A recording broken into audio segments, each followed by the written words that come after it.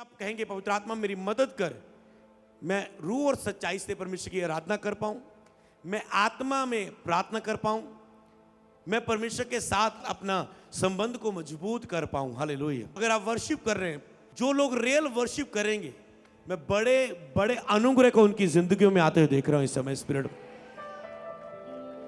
आप देखेंगे जैसे ही इस प्रोफेटिक मैसेज से, तो मैंने कहा आज का वचन स्पिरिट से होगा, जैसे ही आप इस प्रोफेटिक मैसेज के अनुसार ऐसा करेंगे, वचन को पूरा करेंगे, तो आप देखना कि सचमुच आप एक अद्भुत अपने परिवार में प्रभु की ग्रेस आती हुई देखेंगे, परमेश्वर के साथ एक मजबूत रिश्ता अपना बनते हुए देखेंगे, अपने आप को आत्मिक बनते देखेंगे, शारीरिक अभिलाषाओं से आजाद होते देखेंगे, और प्रार्थना करने वाला मन अधिक रूप में आप अपने जीवनों में देखेंगे। हालेलुया।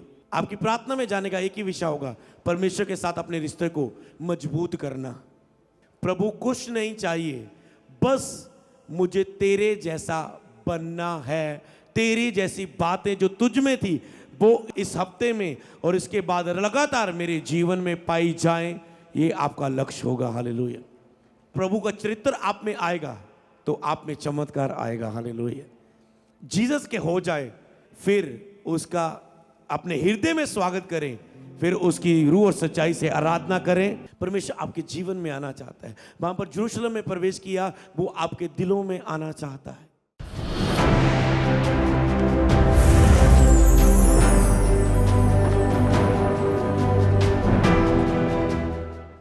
कैसे आपका संबंध परमेश्वर के साथ रिश्ता मजबूत होता है? जब आप आराधना करते हैं, जब आप स्तुति के गीत गाते हैं, क्योंकि बाइबल में लिखा है परमेश्वर आत्मा है। अगर उस आत्मा के साथ अपने रिश्ते को मजबूत करना है तो स्तुति आराधना लिखे, जो परमेश्वर आत्मा है, अवश्य जो उसकी आराधना करे वो आत्मा और सच्चाई से करे।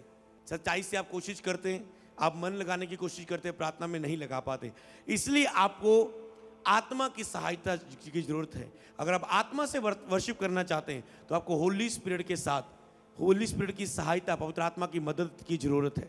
पर अगर आपका रिलेशनशिप सही नहीं होगा, खुदा के साथ मजबूत नहीं होगा, तो आप ऐसी आराधना नहीं कर पाएंगे। एक चीज मैं आपको बताता हूं, क्योंकि आज स्पिरिट से होगा वचन, आपको ध्यान से सुनना। तो मैंने हमेशा देखा कि जब जब भी Good Friday, Easter, Palm Sunday, Good Friday, प्रभु भोज, ईस्टर, इस हफ्ते जब यीशु मसीह का जो दुख वाला, स्ताव वाला हफ्ता जिसे बोल सकते हैं, दुख वाला हफ्ता, स्ताव वाला हफ्ता, हम उसमें प्रवेश करने जा रहे हैं। दुख वाले, स्ताव वाले हफ्ते में प्रवेश करने जा रहे हैं। और जब आप यीशु मसीह के उस प्रवेश का स्वागत करते हैं और इन दिनों में खूब वर्शिप करते हैं, परमेश्वर की आराधना करते हैं, क्योंकि इन दिनों में अब हमारी जो टीचिंग है टोटली चेंज होगा। वो सिर्फ उस गुड फ्राइडे, ईस्टर से रिलेटेड हम उस तैयारी के साथ होगा। और जितने लोगों ने, मैंने हर साल देखा, जैसे ही गुड फ्राइडे और ईस्टर की सभाएं की गई, लोगों की लाइफ में बड़ा अनुग्रह आता है। हालेलुया। तो आप एक बड़े अनुग्रह को अपने जीवन में, ग्रेस को, फेवर को परमेश्वर के देखेंगे इन सभाओं में आके। तो आप जानते हैं, आपको जब उस समय हम वर्शिप, पाम संडे में की गई वर्शिप, मैंने अद्भुत लोगों की लाइफ में गवाहियां देखी, मैंने रेगुलर टेस्टमनी देखी। आज भी यूट्यूब पर लोगों की वो गवाहियां मौजूद है। तो मैं उस मीटिंग में आया था, उस मीटिंग में जैसे आराधना हुई थी मैं शामिल हुआ था, उस मीटिंग में ऐसा हुआ। हालेलुया। तो इसीलिए ये पूरा हफ्ता आपको परमेश्वर के साथ अपने संबंध को मजबूत करना है, गहरा करना है, स्ट्रॉन्ग करना है। तो स्ट्रॉन्ग रिलेशनशिप विद गॉड, एक मजबूत संबंध परमेश्वर के साथ एक बनाना है इस हफ्ते, ये आपका लक्ष्य होगा। और अगले एतवार जब आप आए, आप केवल उस समय आराधना ना करें, उस समय आराधना में मन लगाने की कोशिश ना करें, आप पहले ही परमेश्वर के साथ एक रिश्ता बना के आए। और जैसे ही आप उस आराधना में शामिल हो, स्तुति के भजन गाए जाते हैं, नाच नाच कर स्तुति करते हुए, चिल्लाते हुए, हालेलुया बोलते हुए, होसना बोलते हुए, आनंद मनाते हुए उस प्रभु की उस समय स्तुति होती है। तो पाम संडे में स्तुति, परमेश्वर की आराधना के लिए हमारा लक्ष्य बिल्कुल डिफरेंट होता है। उस समय हमने आदर करना है, जिस तरह यीशु मसीह का आदर किया गया। जब यीशु मसीह ने प्रवेश किया, तो जैसे यीशु मसीह ने प्रवेश किया यरूशलेम में, तो लोगों ने उसका आदर किया, क्योंकि यीशु के बारे में चर्चा फैली थी, यीशु के बारे में सुना था, यीशु के आश्चर्य कर्मों के बारे में सुना था। पढ़ेंगे, आप सब निकालेंगे यूहन्ना की किताब, उसका 12 अध्याय, उसकी 12 आयत। तो ये लाइन को मत्ती में भी लिखा है, मरकुस में भी लिखा है, मत्ती 21 में लिखा है, मरकुस 11 में लिखा है, लूका 19 में लिखा है और यूहन्ना 12 के, मतलब सभी इसके विषय में बात करें, क्योंकि वो दिन बहुत डिफरेंट था, वो दिन बड़ा जॉय का था, वो दिन बड़ा आनंद का था, वो चेलों के लिए, वहां के लोगों के लिए बड़ा ही एक आनंद का दिन था। पर इसके बाद हम एक दुख भोगी हफ्ता भी देखते हैं जब हम गुड फ्राइडे ईस्टर में प्रवेश करते हैं, पर वो दुख हमारे लिए एक आनंद था। हालेलुया।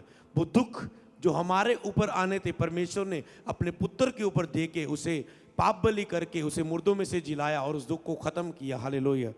उसके बारे में हम गुड फ्राइडे ईस्टर सभाओं में सुनेंगे। तो यहाँ पर देखो, सबने इस बारे में बात की, मत्ती ने लिखा, मरकुस ने लिखा, लूका ने लिखा, यूहन्ना में वहां पर लिखा गया। क्या पढ़ेंगे हम? यरूशलेम में विजय प्रवेश। इस हफ्ते परमेश्वर जैसे ये स्पर्श के नीचे होके आप जा रहे हैं, परमेश्वर आपके हृदयों में अधिकताई से प्रवेश करेंगे। हालेलुया। आपके मनों में, आपके जीवन में, आपके परिवार में वो प्रेजेंस आएगी, आपके घरों में वो प्रेजेंस आएगी। दूसरे दिन बहुत से लोगों ने जो पर्व में आए थे, ये सुना कि यीशु यरूशलेम में आ रहा है, ये सुना कि यीशु यरूशलेम में आ रहा है। जैसे आपने सुना, okay, Good Friday, Easter, Palm Sunday meeting आ रही है, उन्होंने सुना कि यीशु यरूशलेम में आ रहा है, इसलिए उन्होंने खजूर की डालियां ली और उससे भेंट करने को निकले और पुकारने लगे, होसना, धन्य इज़राइल का राजा जो प्रभु के नाम से आता है। होसना, धन्य इज़राइल का राजा जो प्रभु के नाम से आता है। तो उन्होंने डालियां ली खजूर की, उससे भेंट करने को निकले और होसना होसना करके परमेश्वर की तारीफ करने लगे, परमेश्वर की प्रेज करने लगे, उसकी स्तुति, उसकी महिमा करने लगे। हालेलुया। तो क्या था? इसीलिए मैं आपको बोल रहा हूं, इस हफ्ते आपको स्तुति, घरों में जाओ, रोज स्तुति के भजन आपको गाने, रोज स्तुति के भजन। आप ऐसे गीतों को चुनेंगे जिसमें आप खुल के अपने, चाहे घरों में चाहे परिवारों में इकट्ठे होके नाच नाच के आप परमेश्वर की स्तुति करेंगे। समझ पा रहे हैं? अपने लोगों को इकट्ठा करके। तो इस हफ्ते आपको स्तुति करनी परमेश्वर की, नाच नाच के, झूम झूम के, गीतों को गाते हुए, भजनों को लगाते हुए, चाहे ऊंची आवाज में अपने रूम को बंद करते, प्रवास में 4-5 जन चाहे इकट्ठे होके ढोलकी के साथ या तालियों के साथ इकट्ठे होके, या अकेले में आपको अधिक से अधिक स्तुति करनी है। मतलब परमेश्वर की प्रशंसा में नाचना है, परमेश्वर की प्रशंसा में स्तुति करनी है, परमेश्वर के प्रेम से भरना है। और फिर जब ऐसा करके आप संडे आएंगे, आप देखेंगे अगला संडे ऐसा आनंद आपकी जिंदगी में होगा जो आपका बल बन जाएगा और सब प्रकार के दुखों को आपकी जिंदगी से दूर कर देगा। हालेलुया। प्रभु का आनंद लिखा है हमारा बल है।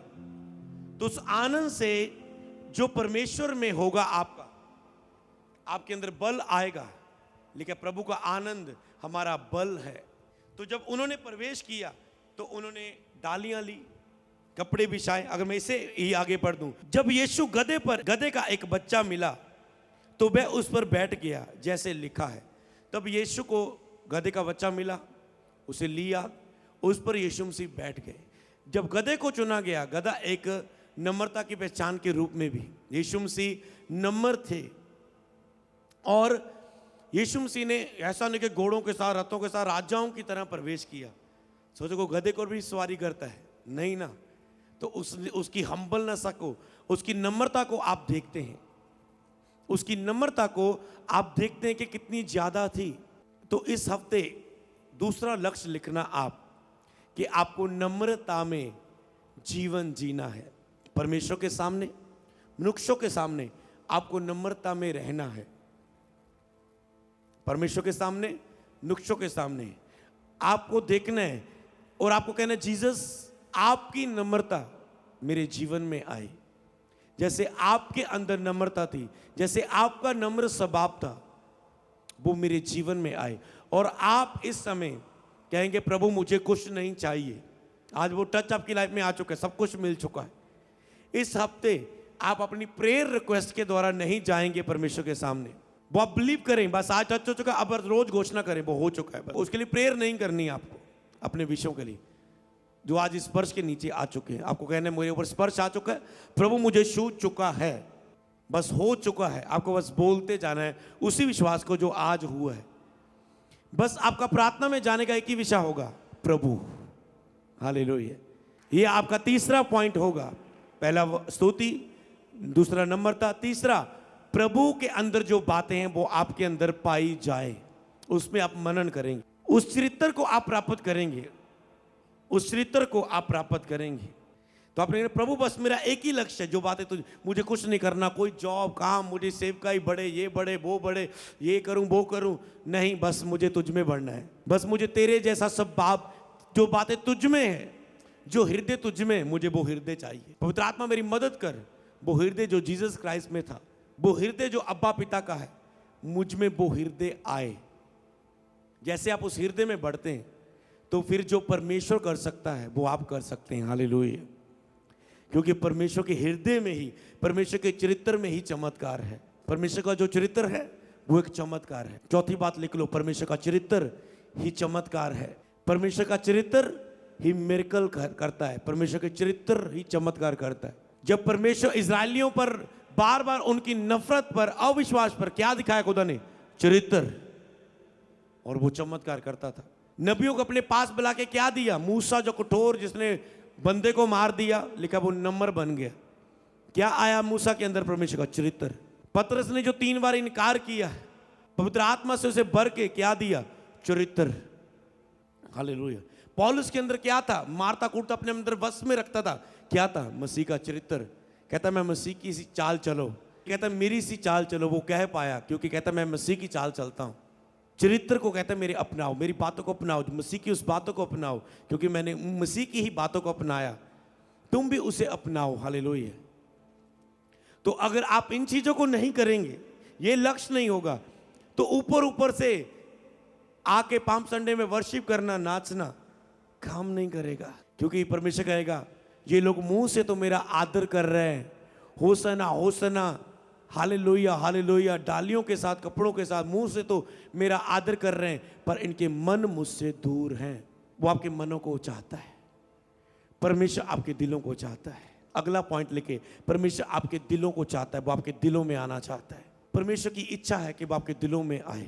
अगर मैं कुछ पन्ने बैक जाऊं तो यहां पर एक अभी वचन मुझे मिला, यहां पर लिखा है यूहन्ना की किताब उसका 6:40, क्योंकि मेरे पिता की इच्छा यह है कि जो कोई पुत्र को देखे उस पर विश्वास करे। यीशु ने कहा मेरे पिता की इच्छा यह है कि जो कोई पुत्र को देखे उस पर विश्वास करे।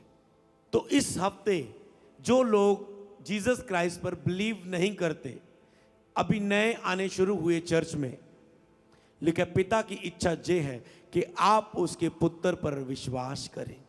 इस हफ्ते पिता की इच्छा आपके लिए ये है कि आप उसके पुत्र प्रभु यीशु मसीह पर विश्वास करें कि यीशु मेरे पापों के लिए मरा, यीशु मेरे पापों के लिए मरकर तीसरे दिन बाद मुर्दों में से जी उठा। आपको इसी महीने में आपको अपना जीवन परमेश्वर को देना है। परमेश्वर ने इसी महीने में आपके जीवन को चुन लिया है। चाहे आप जितने मर्जी रोको, पर मैं स्पिरिट में देख चुका हूं, इस महीने में मार्च के अंदर अंदर आप अपना जीवन यीशु को दे चुके हैं। ये गुड फ्राइडे, ईस्टर की प्रार्थना सभाओं को जैसे आप अटेंड कर रहे हैं, प्रभु आपसे बात करेगा, प्रभु आपको चुन लेगा अपनी महिमा के लिए। हालेलुया। मेरी इच्छा ये है कि जो कोई पुत्र को देखे, उसके बारे में सुने, विश्वास करे और अनंत जीवन पाए। मैं उसे अंतिम दिन फिर जिला उठाऊंगा। मेरे पुत्र पर विश्वास करे ताकि वो अनंत जीवन पाए, मैं उसे अंतिम दिन फिर जिला उठाऊंगा। हर एक व्यक्ति ने मरना है दुनिया में। अगर आप आए हैं, हर एक व्यक्ति को मृत्यु का सामना करना है, पर जो जीसस क्राइस्ट पर बिलीव करेगा, जैसे यीशु मसीह तीसरे दिन बाद मुर्दों में से जी उठे, जो हम गुड फ्राइडे मना रहे हैं, वो है यीशु मसीह का स्लीपी दिन, जिस दिन यीशु मसीह को क्रूस पर चढ़ाया गया था। आप नए लोग आना शुरू, आपको पता होनी चाहिए इन बातों को। जिस दिन यीशु मसीह को क्रूस पर चढ़ाया गया था और यीशु मसीह ने हमारे पापों को अपने ऊपर लेकर जान दे दी उस दुख को उठाकर, और ईस्टर मतलब तीसरे दिन बाद यीशु मसीह मुर्दों में से जब कब्र में रखा गया, जी उठे, कब्र से बाहर निकल आए और अपनी जिंदा सामर्थ को दिखाया। इन बातों को आप गुड फ्राइडे और ईस्टर मीटिंग में सुनेंगे अधिक रूप से, पर आपको मैं थोड़ा सा इस चीज को बताना चाहता हूं कि वो आप मुर्दों में से जी उठा तो परमेश्वर पर विश्वास आपको क्यों करना जरूरी है? इसलिए नहीं कि आपको चंगाई चाहिए, इसलिए नहीं कि जीसस आपको अच्छे लगे, आपने चर्च आना शुरू हुआ, आपकी गवाही बनी, आप कहते हैं यीशु ने मेरा सारा दुख दूर कर दिया, अब ये जीवन यीशु का। आपको इसलिए जीसस को एक्सेप्ट नहीं करना, आपको जीसस पर विश्वास इसलिए नहीं करना कि आपको चंगाई चाहिए, आपको दुष्ट आत्मा से छुटकारा चाहिए, आपको बेबी ब्लेसिंग चाहिए, आपको बरकत चाहिए। आपको इसलिए जीसस को अपना जीवन नहीं देना, इसलिए नहीं जीसस को अपना जीवन देना कि मेरी पत्नी जीसस को मानती, चल मैं भी मानना शुरू कर देता हूं, मेरी मम्मी डैडी मानते, चल मैं भी अभी मान लेता हूं, मैं भी अब जीसस को अपना जीवन देता। आपको इसलिए नहीं देना, आपको इसलिए जीसस को अपना जीवन देना है। बाइबल में लिखा है सब मनुष्यों ने पाप किया और परमेश्वर से दूर हो गए, और बाइबल में लिखा है पाप की मजदूरी दुख, बीमारी और मौत है। उन पापों की सजा दुख है, बीमारी है और अंत में मृत्यु है। जो पाप इंसान मनुष्य करता है परमेश्वर से जो दूर है और वो पाप करता है, उस पाप की मजदूरी दुख, बीमारी और अंत में मौत है। मौत के बाद नरक है, उस नरक की आग है जो कभी ना बुझने वाली है।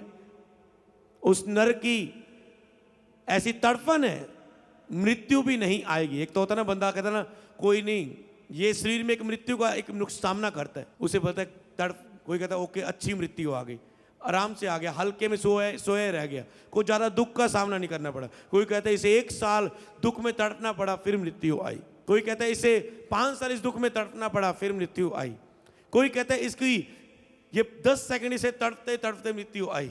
पर जीसस की मृत्यु आप देखो, वो आपके लिए इतना तड़प तड़प के वो आपके लिए मरा, ता जो नरक में तड़प तड़पने वाली आग है आप उसमें ना जाएं। हालेलुया।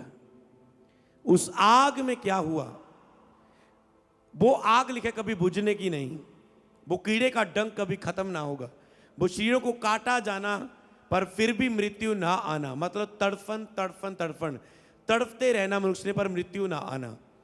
ये तो मैंने कहा हर एक इंसान इस संसार से छोड़ के जाना है, पर वो तड़फन खत्म ना होगी। और मनुष्य उससे पीछे से अज्ञान है, लोग उसको लगता है स्वर्ग नरक क्या है, किसने देखा। अगर यीशु ने के नाम में बाइबल में चमत्कार होते थे उस समय, आज भी होते, तो उसी बाइबल में लिखा है स्वर्ग नरक, तो वो भी सच्चाई है, वो भी है। हालेलुया। अगर उसके बाकी वचन पूरे होते नजर आ रहे हैं, दिख रहे हैं, तो वो भी वचन उसका पूरा होगा। हालेलुया। तो इसीलिए परमेश्वर लोगों को उस नरक से बचाना चाहता है, इसलिए परमेश्वर ने जीसस को आपकी लाइफ के लिए भेजा कि वो पाप की मजदूरी मौत थी, परंतु परमेश्वर का वरदान हमारे प्रभु यीशु मसीह में अनंत जीवन।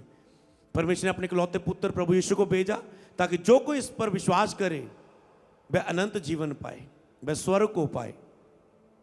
तो अभी आपको केवल इसलिए जीवन नहीं देना कि आपको अच्छा लग रहा है जीसस क्राइस्ट, इसलिए परमेश्वर को जीवन देना है कि आप पापी हैं और पाप की सजा दुख, बीमारी और मृत्यु है, और मृत्यु के बाद ऐसी तड़फन वाली, ऐसी तड़फन जिसमें मृत्यु ना आएगी। इसीलिए आपको अपनी पापों की माफी के लिए कि मैं एक पापी मनुष्य हूं, जब आज मैं प्रभु की हजूरी में हूं, जब मैंने चर्च आना शुरू किया, मैंने बहुत भक्ति की, बहुत धार्मिक स्थानों में गया, बहुत इधर उधर गया, पर कभी मुझे ऐसा नहीं महसूस हुआ कि मैं गलत हूं।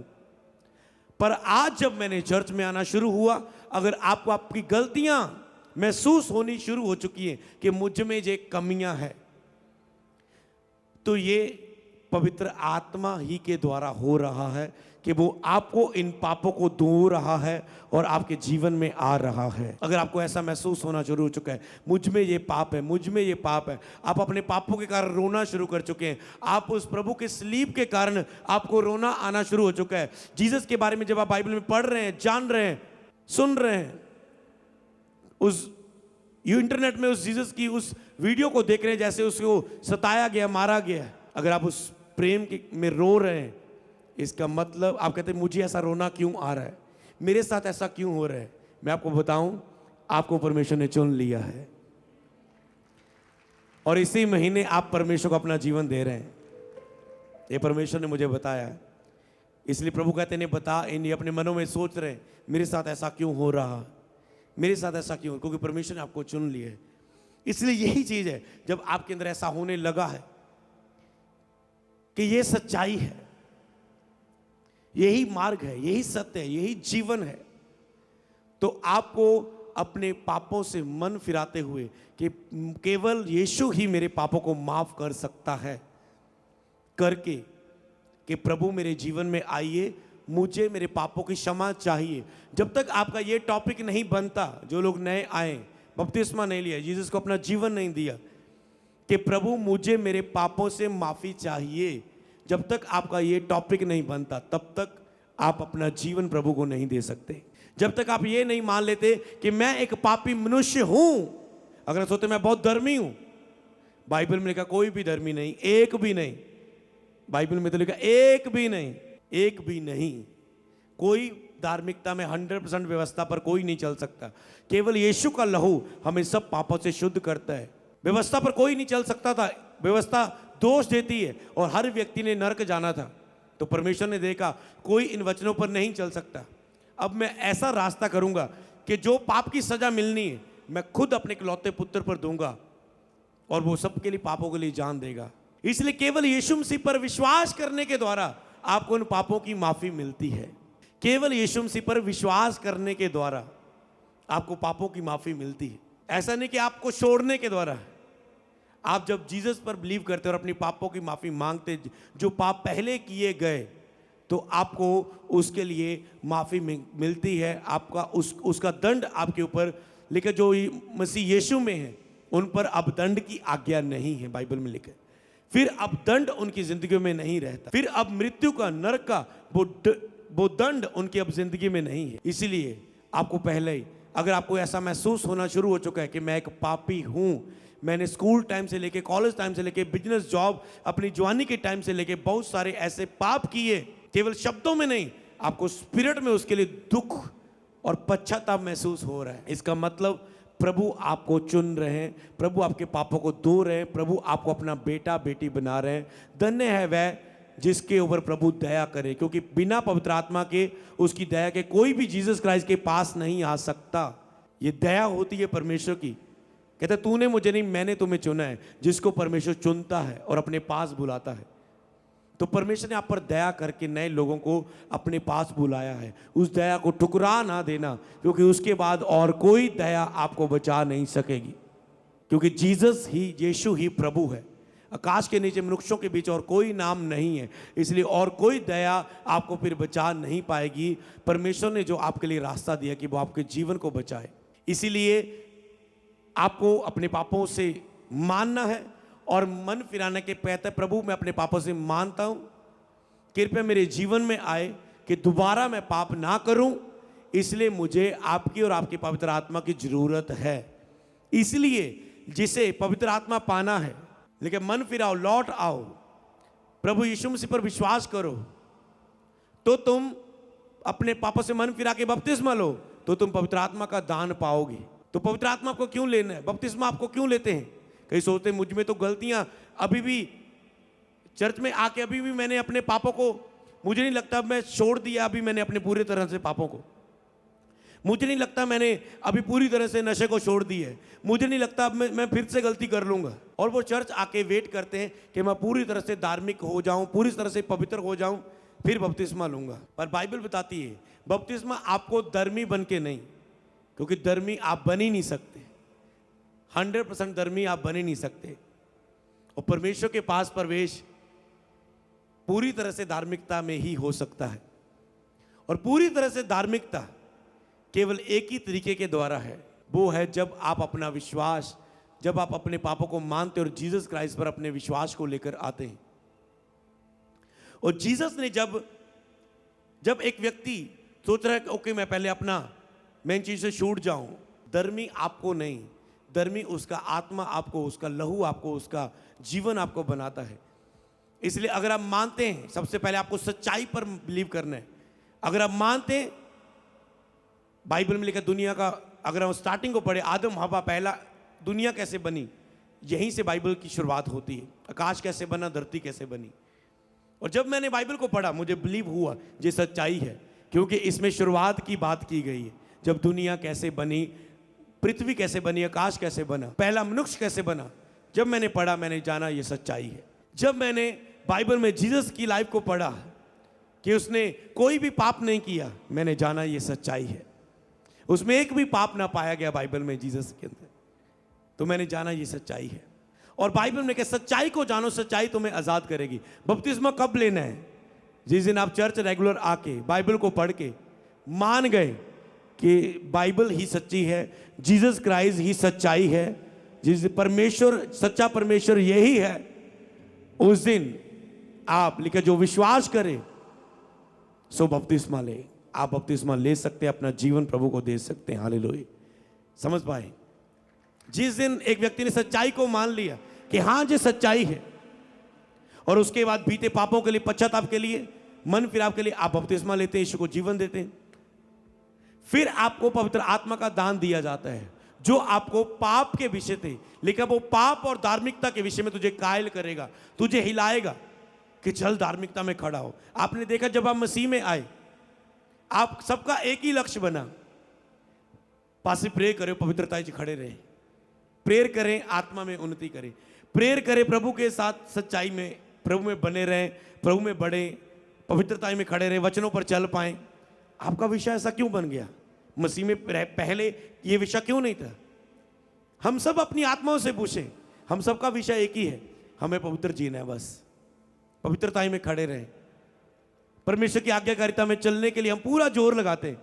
दुनिया पाप करने से डरती नहीं, जो मुंह में आ मैं बोल दिया, गालियां निकालती है, झूठ बोलती है, आप हर चीज से डरते हैं और परमेश्वर से प्रेम करते हैं आप, इसलिए वो पाप नहीं करना चाहते। आपसे किसी को बोल हो जाए, आप साइड में जाके रोते हैं, क्यों? क्योंकि आपके अंदर होली स्पिरिट है। हालेलुया। पवित्र आत्मा आपके अंदर है जो आपको हिलाता है इन चीजों के लिए। फिर आपका, इसीलिए लिखा है, जो मैं अपना आत्मा तुम्हें दूंगा, जो तुम्हें मेरी बातें सिखाएगा, जो तुम्हें सत्य का मार्ग बताएगा, जो तुम्हें मुझ में से लेके बताएगा, जो तुम्हें मेरी बातें स्मरण कराएगा, और जो तुझे पाप और धार्मिकता के विषय में बताएगा कि ये पाप है, नहीं करना। चाहे तूने बाइबल में उस बात को पढ़ा या नहीं, तेरे विवेक में परमेश्वर का आत्मा कब्जा करेगा। तेरा कॉन्शियंस, जो ऐसे बोलते आप, विवेक होता है तेरा हृदय, तेरा मन, उसमें वो पवित्र आत्मा तुझे बताएगा ये नहीं करना, ऐसा कर धार्मिकता के विषय में। जैसे अब्राहम को आज्ञा नहीं थी कि दशमांश बोना है, पर उसने अपने विवेक से बोया कि नहीं, मुझे परमेश्वर को धन्यवाद, परमेश्वर ने दिया, मुझे ऐसे मैं भेंट चढ़ाऊं, अपना इसका 10वां हिस्सा मैं दूं। ऐसे पवित्र आत्मा आपको वो विवेक देता है जिसमें आप उसकी व्यवस्था पर चलते हैं, आप वचनों की आज्ञाकारिता में चलते हैं। तो इसीलिए अगर आपके मन में ऐसा हो रहा है तो परमेश्वर ने इसका मतलब आपको चुन लिया है, और अगर तो आप उसका इनकार ना करें। मनुष्य आपका लाइफ का डिसीजन नहीं लेंगे, मनुष्य नहीं चुनाव करेंगे कि आप स्वर्ग जाएंगे या नरक। इसलिए बाइबल ने कहा उससे मत डरो जो शरीर को नाश कर सकते हैं, बल्कि उससे डरो जो आत्मा शरीर दोनों को नरक में फेंक सकता है। इसलिए मैं मनुष्य से पूछूंगा, मैं किसी व्यक्ति से पूछूंगा कि मैं लूं या ना लूं, मैं प्रभु को अपना जीवन दूं या ना दूं। जब परमेश्वर के जीवन को देने के बाद मुझे इस बात का सामना करना पड़ेगा, बाइबल में कहा उससे मत डरो, क्योंकि तुमने उससे मत डरो। क्या तुमने पाप करते कभी डरे?